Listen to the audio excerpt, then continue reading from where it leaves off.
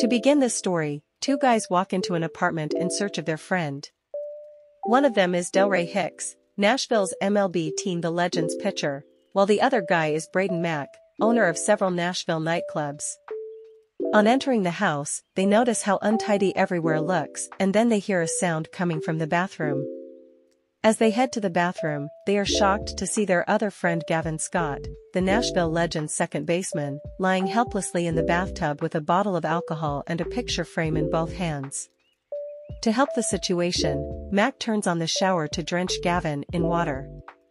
He quickly realizes their presence and inquires what the problem is, but all the while, what the two guys can see is a mermaid sitting pretty in water.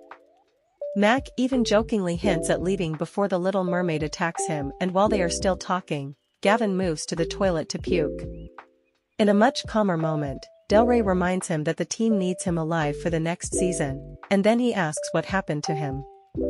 Wearing a sad look, Gavin reveals that his wife, Thea, wants a divorce and he doesn't know what to do, but Delray assures and promises him that he's not going to lose his wife, and then he requests his duffel bag from Mac. As Delray gets the bag, he turns to Gavin asking him if he'll fight for his marriage and do whatever it takes, and he affirms, saying he'll do anything. After hearing this, Delray and Mac look at themselves and nod in agreement, and then Delray begins saying that the information he's about to give Gavin is highly confidential. Then he asks Mac what the first rule of book club is, and he replies by saying that they don't talk about it, but before he can complete his response, Delray takes out a book from the bag. Immediately, Gavin sees the book. He turns away and says that he doesn't think he's interested, but Delray tells him to hold his thought till he meets the book club. So, they arrive at the venue for the meeting, and Mac can't believe that he's there. While he's seated at the table, another guy named Malcolm approaches him, and before he can even understand what's going on, the rest of the guys troop in. He's so surprised to see that all of these guys are in the book club that he can't help but ask if they all hang out at the mall to drink hot cocoa and read romance novels.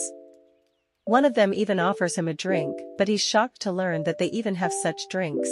His reaction to the drink offer makes Mac conclude that his toxic masculinity is ruining the simple joys of life, which includes their relationship. Delray explains that this is exactly why they're reading romance novels, and asks him about the last time he took his wife on a date.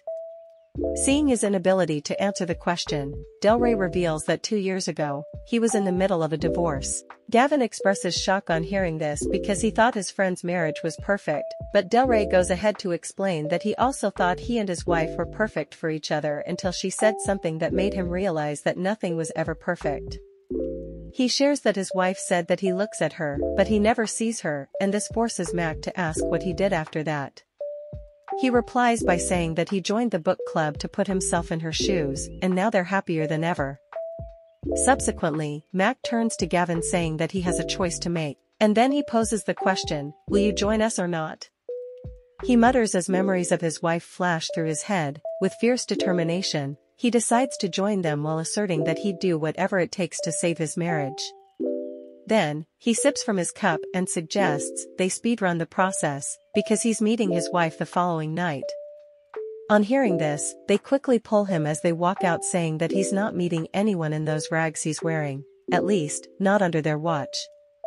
In the next scene, the rest of the guys are seen sitting out waiting, while Gavin trudges to the scene all dressed up in a suit and a nice-looking pair of shoes which the other guys consider hot. He unintentionally strikes a pose, and asks if they're happy now that he's dressed like this. The guys can't get over their joy seeing Gavin dressed like this, so Delray rises and hands a novel to him, instructing him to have a peek in his spare time. So, he arrives at the meeting point and realizes that he's 30 minutes early, so he decides to go through the novel his friend gave to him. As he flips through the pages, he notices how the male character in the book expresses his love and willingness to make his marriage work, and all of this irks him. While he's still grappling with the reality of reading the novel, his phone rings, and it's his wife, Thea, calling to inquire about his location.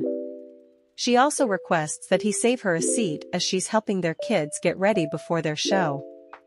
She informs him about the kids wanting to go to a particular place for dinner after the show, which he swiftly obliges to, and this makes the kids extremely happy. Before the call hangs up, he confesses love to his wife, and this makes her feel the need to take an aspirin. Gavin arrives at the venue for the show and places his jacket on the seat beside him to reserve it for his wife, but while he does that, he inwardly remarks that this may be his last chance to change her mind. He tries to keep himself gingered to stay positive on the outcome of their meeting, but she arrives in the process and flings the jacket on his face. While they are seated, their children wave at them from the stage and Thea whispers to her husband to smile back at the kids since they're waving. The show began and the children started their performance, and this sight brings tears to Gavin's eyes because he can't contain his joy when looking at them, and this makes him wonder how he's going to live without his family if the divorce goes through. His wife won't even look at him, so what can he do in this situation? He quickly recalls some advice from his friends to always remember that the eyes are windows to the soul and that he should never underestimate the power of a wink. With the situation at hand, you'd have to agree that his friends are right, so he attempts to make her look at him. Then, he whispers in her ear, causing her to flinch, and just as she turns toward him, he winks and mentions that she forgot to say hi. Surprised, she asks him if he just winked at her, and he affirms with a smile. The congregation claps upon the completion of their children's performance, and at that moment when Gavin reveals that he wants to talk to his wife, she rises saying she wants to go get their children. He watches her walk away and then, a fan of his walks up to him showering him with praises on his previous game performance, and even goes as far as advising him to get rid of Delray Hicks. This statement angers him, but he just can't find the courage to respond to the fan until his wife comes back and holds his hand. Then, he begins telling the fan that Delray is his best friend and one of the greatest players he knows, thereby discharging the nosy fan.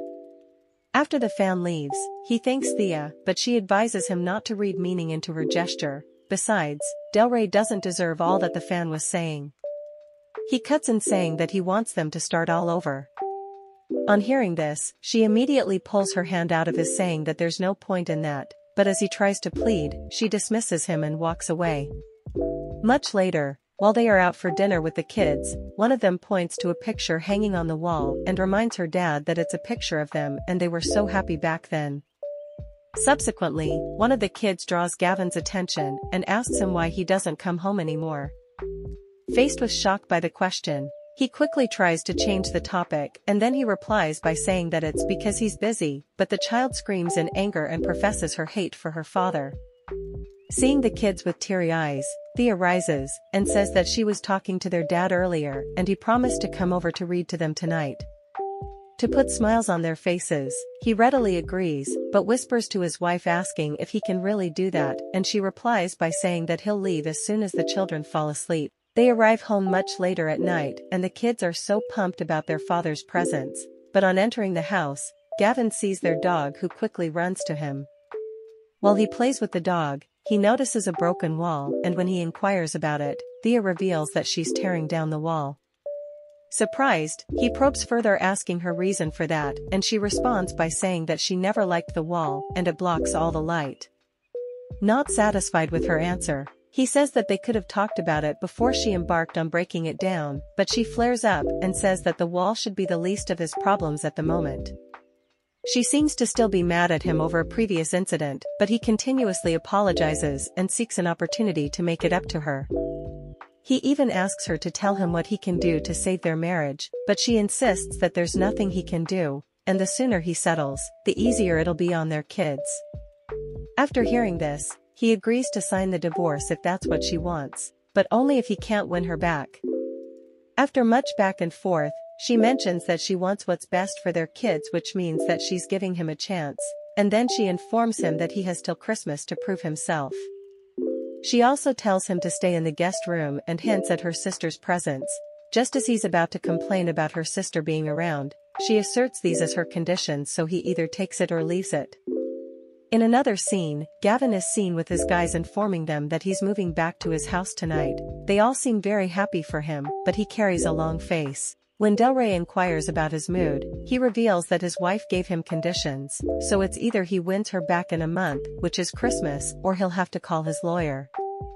As if that is not enough, he spills that he's been relegated to the guest room. At that moment Delray reminds him of a saying, "It ain't over till it's over." So, his friends assert that it's time for him to flex some muscles, make out and woo his wife.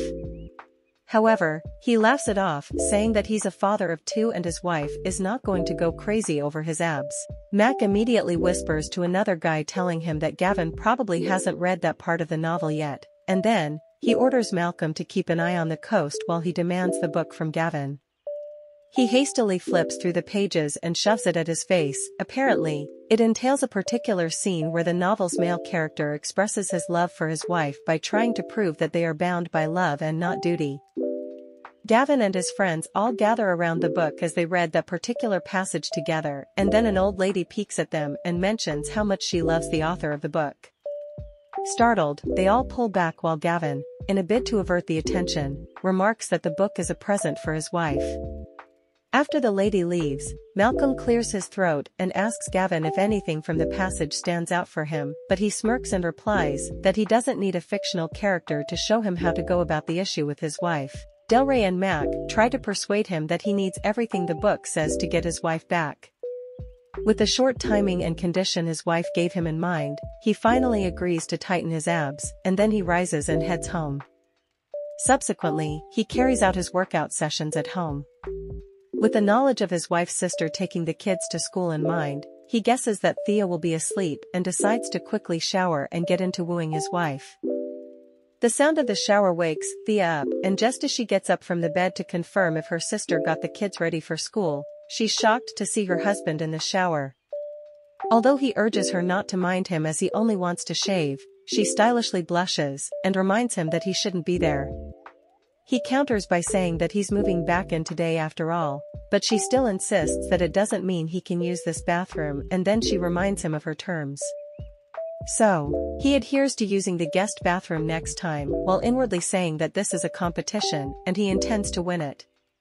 As he continues shaving, he glances at the mirror only to see his wife about to take off her clothes, and when he questions her actions, she tells him not to mind her as she's just taking a shower.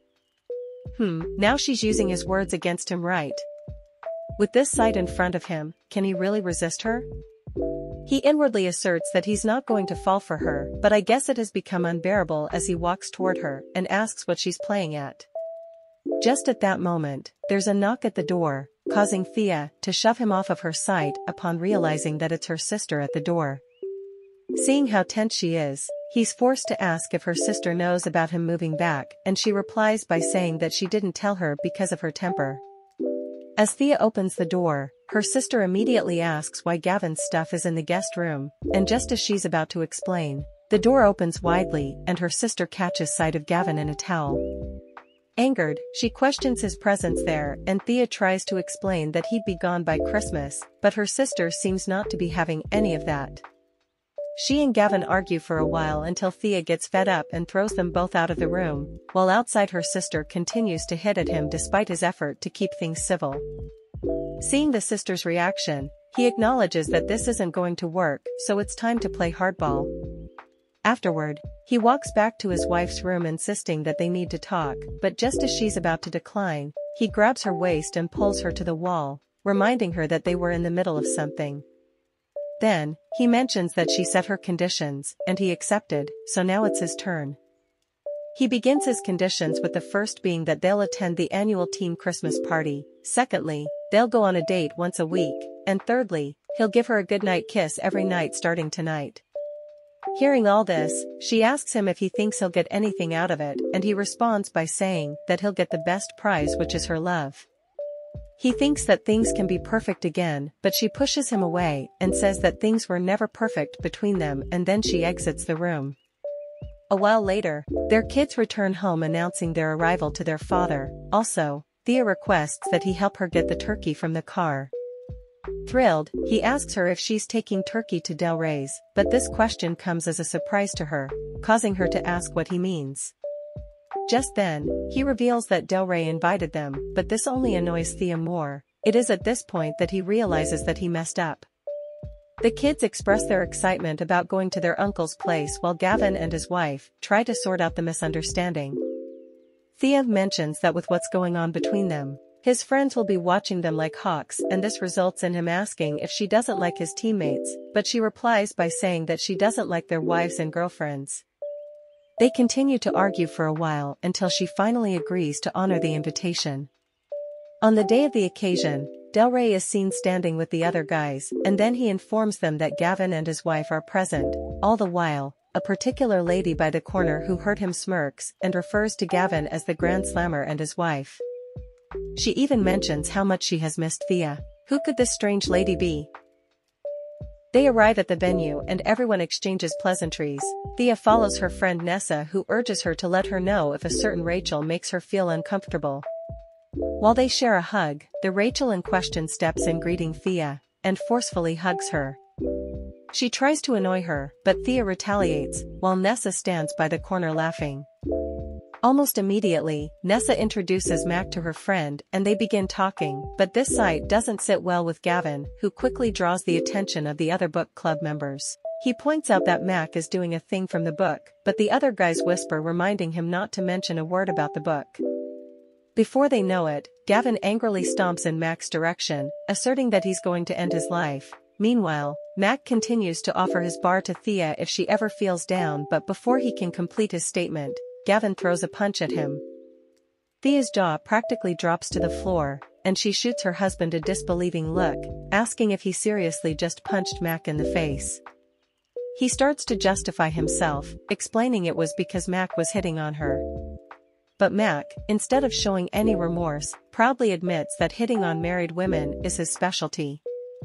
Just as Gavin is gearing up for round 2, Del Rey steps in, holding him back and murmuring about an urgent meeting in his study. Gathering in the study, Malcolm confronts Mac, expecting some form of regret, but all Mac can muster is a comment about Gavin's wife being attractive, blaming his actions on his natural charisma. Del Rey's piercing gaze swiftly silences him, coaxing out a reluctant apology, though Gavin isn't ready to forgive. Del Rey, ever the peacemaker, humorously suggests a hug to move things along. In a rare moment of introspection, Gavin acknowledges his overreaction and extends a casual apology for the punch. His concerned friends start probing his anger issues, wondering if they're driving Thea towards divorce, but Gavin dismisses the notion. Del Rey suggests digging deeper into Thea's reasons, prompting Gavin to recount the night he thought would be perfect. Reflecting inwardly, Gavin admits the night, meant to be blissful, turned into a nightmare. Winning the game, they were eager to celebrate, but when they finally reached home, his excitement faded. Carrying Thea to bed, anticipation turned to hesitation, and the moment shattered. In the heat of the moment, he questioned her actions, and upon her response, he stormed away in a fit of anger, leaving her to ponder alone. In the present moment, his friends pick up on his sullen silence and reluctance to divulge the details of his exchange with his wife. Malcolm steps in with sage advice, suggesting that instead of resorting to jealousy-fueled outbursts, he should seek alternative ways to impress his wife. Despite feeling like he's already made a mess of things, his friends pose a thought-provoking question about the emotional G-spot. Mac chimes in, emphasizing the importance of finding and nurturing it, along with expressing love in his wife's unique language. Despite his initial confusion, he learns from his friend's counsel, realizing that he and his wife may not speak the same love language after all. After the gathering in Del Rey's study, everyone reconvenes for a meal, yet Gavin finds himself unable to shake off his friend's cryptic advice about her language. Just as he musters the courage to discuss the subject with Thea, Rachel interrupts, probing into their celebration of the Grand Slam's night. Rachel's nonchalant questions only seems to further pique Thea's provocation, prompting Nessa to intervene with lighthearted banter about Thea's academic pursuits. Amidst the exchange, Thea graciously accepts Nessa's invitation to visit her museum, showcasing her art portfolio to eager onlookers. As Thea promises to share her clipterist account later, Gavin's grip tightens around her hand, suddenly compelled to inquire about her decision to apply to school. With Gavin's behavior throughout the evening, one might ponder whether he's displaying signs of being overly controlling. As Thea and Gavin argue about her aspiration to finish her degree, the atmosphere becomes tense, leaving Malcolm no choice but to let out a weary sigh. Their argument reaches a climax just as their kids make an entrance, one of them complaining of feeling unwell. Hastily, they retreat home, where the little one's discomfort escalates into puking. Thea, ever the nurturing mother, attempts to soothe her distressed child while seeking Gavin's help in locating a towel. Amidst the chaotic search for the towel, Gavin's inability to locate it highlights his habitual neglect as both a father and husband. Thea's frustration mounts as she confronts him about his lack of familiarity with their home after all this time. Gavin's flippant response only serves to aggravate her anger, prompting her to take matters into her own hands and attend to their children's needs. Later, when the tension subsides, Thea seeks solace in a quiet moment with a drink, only to be met with Gavin's insensitive attempt at discussing her plans to return to school. His obliviousness to her emotional state stirs fresh resentment within her, leading her to redirect his attention towards a trivial task. Meanwhile, Gavin, out walking the dog, wrestles with thoughts of repairing their strained relationship and grappling with his own emotional blind spots. Back at home, Thea's solitude is interrupted by the arrival of her sister, Liv, who catches her in a flood of tears. Liv's impulsive suggestion to channel her anger through destruction prompts Thea to confront her inner troubles. Refusing to succumb to her sister's destructive impulses, Thea chooses a different path, opting to reclaim her agency with a sledgehammer in hand. As she prepares to unleash her pent-up frustrations, Liv's encouragement serves as a reminder of Thea's resilient spirit. Together, they confront the challenges ahead, embodying the fearless resolve Thea displayed from the very beginning of her relationship with Gavin. Thinking back, Thea remembers the first day she saw Gavin at the coffee shop where she worked. They were both dumbstruck at first sight, and they kept on admiring each other from afar until the day he walked up to her while she read a book. That day, he revealed that he didn't really like coffee but had only been coming to the coffee shop to see her for the last 2 months, and then he asked her out. Time passed and they began dating, and she got pregnant in the process. Before she could even finish laying out some decisions, he carried her up in excitement of the pregnancy news and asked her to marry him, while promising to do anything to make her happy. For her, that was the best time of their relationship. With all these memories in mind, she just stands there staring at the sledgehammer in her hand when Gavin comes back in with the dog. Wearing a sorry look, he begins saying that he thinks he was too wrapped up in himself, that he never paid attention to what she wants, and he made her give up who she is. He admits that he blew the whole thing up, but if she'll let him, he'll express his love in her language and do anything to make her happy. The next day, Gavin is seen in the kitchen making some pancakes for his family while Thea sits there watching.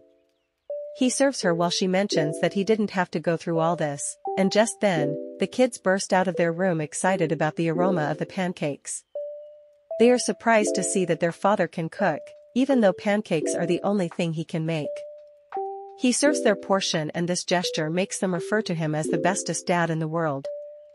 After their meal, the kids leave for school and Gavin immediately starts cleaning up the house. He seems to have indeed turned a new leaf as he's constantly helping Thea out both in the kitchen and around the house. Later that day, the kids arrive from school, so happy that they run to him for a hug and even suggest they play a game. A while later, they finally fall asleep, leaving him gassed out, and he can't help but wonder how his wife manages the stress every day. As Thea prepares to retire to bed, he reminds her that she's forgetting something, which is a goodnight kiss after story time. Surprisingly, he has brought the exact book she was reading when he first talked to her at the coffee shop, which they tried reading together when they were dating but never finished. He sought the book with hopes that they could read it again, and then he'll kiss her goodnight and go back to his room.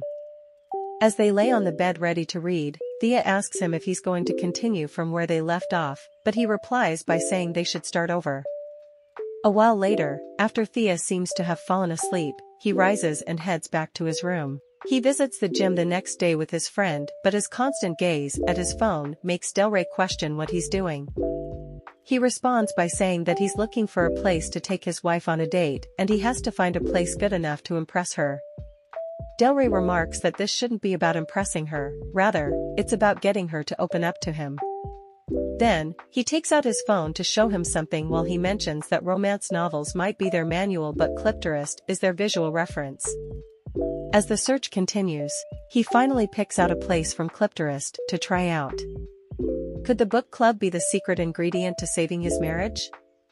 Let us know if you'd like to find out in another episode. See you in the next one.